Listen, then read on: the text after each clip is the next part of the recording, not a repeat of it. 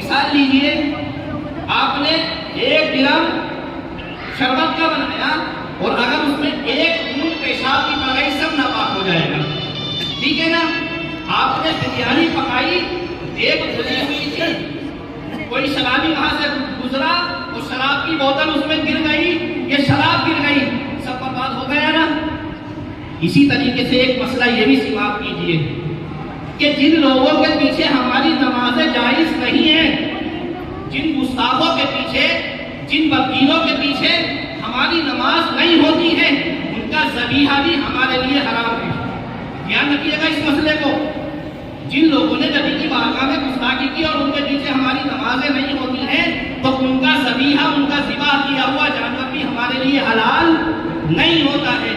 اب مسئلہ یہ آ گیا ہے کہ جب عید کا موقع آتا ہے تو صاحب کبابوں کا چلن ہوتا ہے، گوشت پسوانے کے لیے ہم دکان پر پہنچتے ہیں، ایک مشین رکھی ہوئی ہے جس میں ابھی ایک بدین کا گوشت پیسا گیا اور اس کے بعد میں سنی کا گوشت اس کے پیچھے سے پیسا جا رہا ہے، اور مشین کا معاملہ یہ ہے کہ اندر گوشت ضرور بچا ہوا رہ جاتا ہے، اس کے اندر اجزاء بچے ہوئے رہ جاتے ہیں۔ تو اب کیا ہوا؟ بدین کا گوشت نکل کر گیا، تھوڑا سا گوشت اس کے اندر لگا ہوا رہ گیا، پیچھے سے سنی کا گوشت پیسا، اس کے اندر اس بدین کے گوشت کے اجزاء شامل ہو گئے۔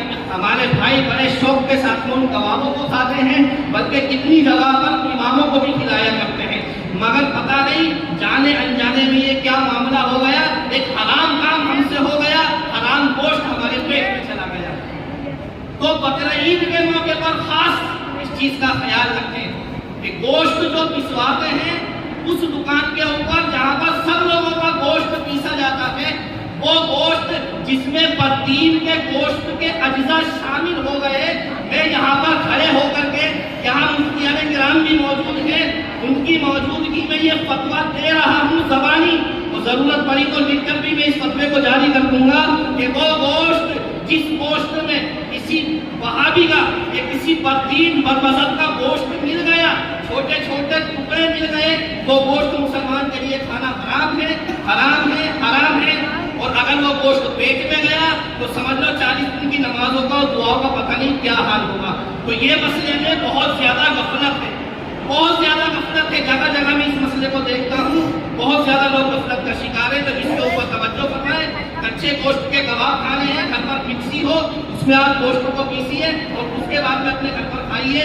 ایسی دکان پر گوشت ہرگز نہ پسوائیے جہاں پر کوئی امتیاز نہیں کیا جاتا، سنی وہابی سبھی کا گوشت پیس دیا جاتا ہے، انجانے میں آپ کے گوشت میں وہابی کا گوشت آ گیا تو وہ گوشت بھی آپ کا خراب ہو جائے گا۔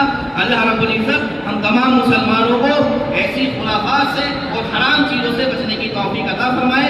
مولا تعالیٰ کی بارگاہ میں ایسے یا الہ العالمین کوئی لفظ شریعت ظاہرہ کے خلاف نکلا ہو تو میں توبہ کرتا ہوں، استغفر اللہ ربی من کل ذنب واتوب الیہ، حق لا الہ الا اللہ محمد رسول اللہ۔ اور کوئی اسلامی بھائی یہ نہ کہے کہ بھائی ہمارے گھر میں مکسی نہیں ہے، ہم کیسے گوشت پیسیں؟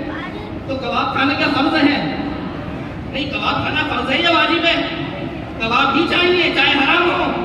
اس چیز کا خیال کیجیے گا، اس مسئلے میں بہت زیادہ لوگ گرفتار ہیں، بڑے بڑے